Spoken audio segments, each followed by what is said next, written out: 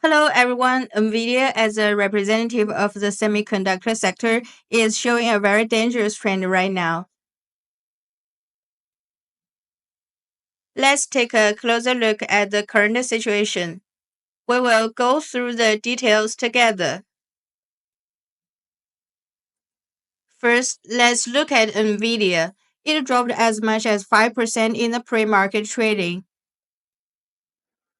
Although the loss narrowed to 0.5% later, there must have been some major negative news. If you can avoid this area, try to stay away. The semiconductor sector as a whole is clearly in a tough spot. Right now, no news is good news. There's no strong positive catalyst. Let's go back to Nvidia. Why did it suddenly plunge 5% pre-market? There are reasons behind it. Several negative developments emerged. First is CEO Jensen Huang sold more than $100 million worth of shares, roughly $100 million in stock offloaded. And not just him, other senior executives, key insiders too, have all been selling shares.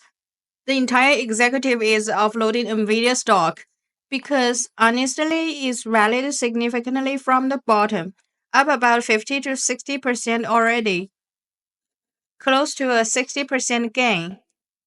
That's one issue. Second, from a technical analysis perspective, it's stuck at a resistance level. Facing strong pressure, it has failed to break through for 4 straight weeks. 4 consecutive weeks with no breakout, that's a big technical warning sign. So this is a second major risk factor. Third, the CEO traveled to the EU, Europe, and met with several countries. First, he spoke with Germany about supplying them with 18,000 Blackwell GPUs. These are the chips Chinese buyers have been eager for but can't get. The Blackwell chips for building a supercomputer center. But right now, this is still in discussion, nothing finalized yet. They're just negotiating for now. Then he went on to France. In France, he also proposed delivering over 10,000 chips to jointly build an AI research lab focused on artificial intelligence. But even now, they haven't even signed a framework agreement. After that, he went to the UK. Yes, he visited the United Kingdom. And once there, he talked about collaborating on AI related business development. Basically, advancing work in the artificial intelligence field. But these visits are still in the early stages, nothing concrete yet. None of it has been reflected in financial results. Even if Nvidia partners with the EU, you don't see it show up in earnings for at least 3 to 6 more months.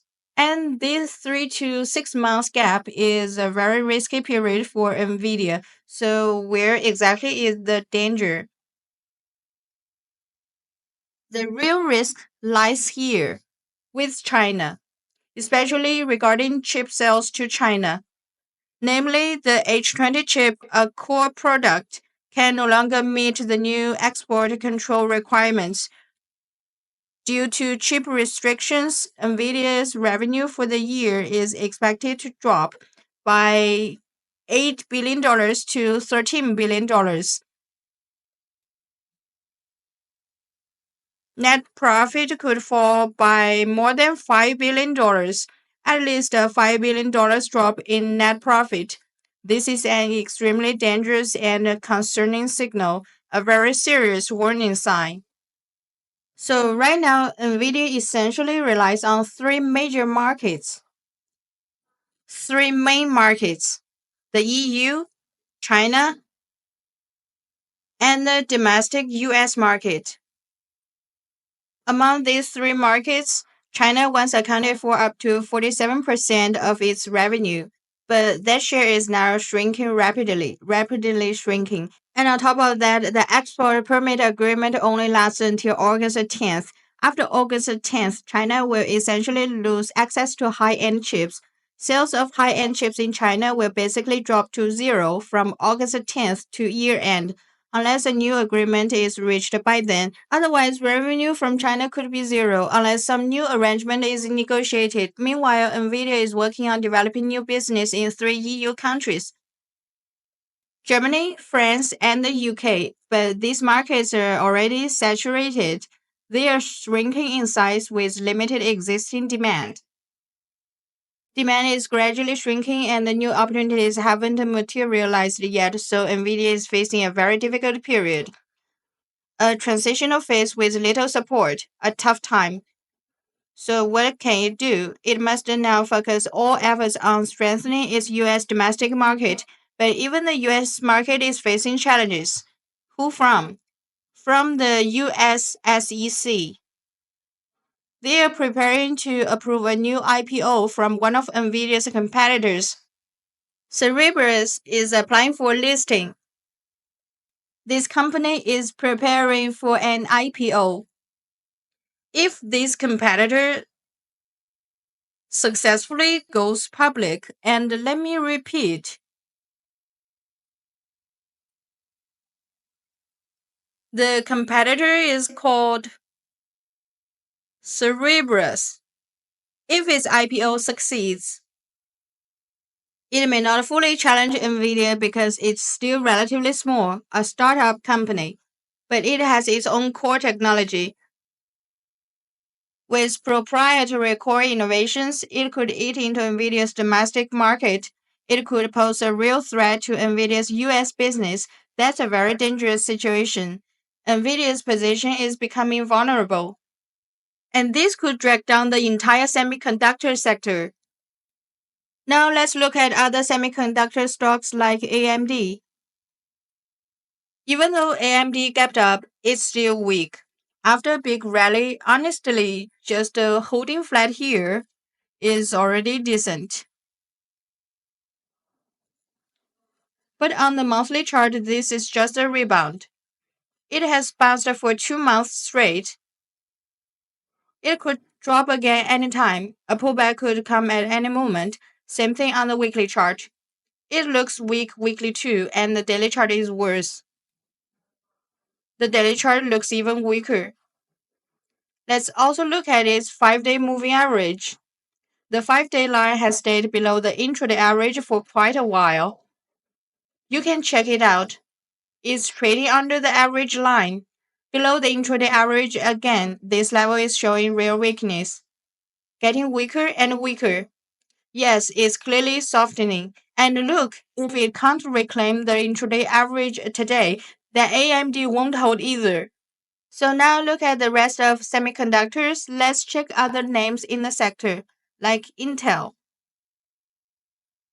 Intel at this level has shown weakness even earlier. After a strong green candle, a large red candle followed right away. That is a clear sign of weakness. And now it's gapping down again, another sign of weakness. Not just weak on the daily chart, Intel is also weak on the weekly. In this recent rally, Intel barely had a proper bounce, so it's weak here. Weekly trend is also weak. Monthly chart, nothing impressive either. No strong signal here. Now moving on, let's look at TSMC. TSMC looks a bit stronger at this level. Its monthly chart still looks okay, not much to see yet, but the weekly chart is turning down. TSMC's weekly setup suggests either sideways or downwards. TSMC might not hold up here, so be cautious. Let's check the daily chart. TSMC's daily chart is on the edge. It looks unstable now. After a big green candle for 2 days straight, it failed to move higher. It's been stuck, and it shows no clear upward momentum. The 5-day average has been below price for 4 straight days. Look at the 5-day line. It's been under the intraday average for 4 days. That's weak, very weak. If this trend continues, TSMC might keep falling. It might turn into a very bearish structure. If that happens, it's a major warning sign. Even though it opened higher today, we might see a fade after the open. Chances of a pullback are high. So at this level, it's hard to stay bullish on TSMC. Can't be too optimistic now. So overall, as long as Nvidia starts to drop, then very likely the entire Nvidia-led semiconductor and chip sector will begin to weaken. That includes Nvidia, AMD, and TSMC, which makes the chips, as well as other key players in the space, including Intel. They all look like they're heading lower. If they all continue to slide, then what happens? They will drag something even bigger, the Nasdaq index. So this is a warning sign, a serious warning. The whole semiconductor sector might be entering a correction phase. A period of correction. How long might that last? At least a month. This correction could last a month or more. It's just starting. So at this point, the strategy should be bearish or short biased. The entire semiconductor space still looks bearish overall.